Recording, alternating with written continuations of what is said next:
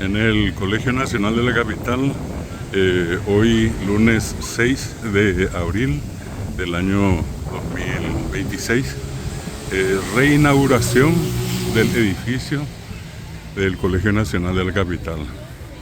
Un edificio, si se quiere, nuevo. Ipcajú, Iporá, Omimbí, Overajo, Yayay.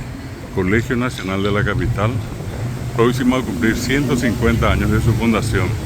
Y esta es la fachada principal y acá la imagen de un personaje muy querido por todos los estudiantes de todos los años, de todas las promociones, la figura de Benjamín Acebal.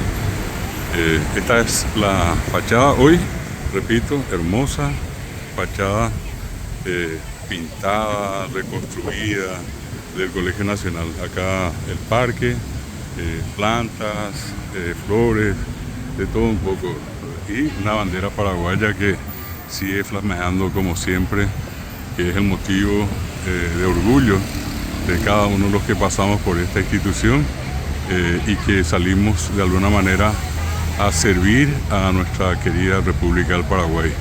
La bandera paraguaya y el Colegio Nacional de la Capital, símbolos emblemáticos de la gran nación paraguaya.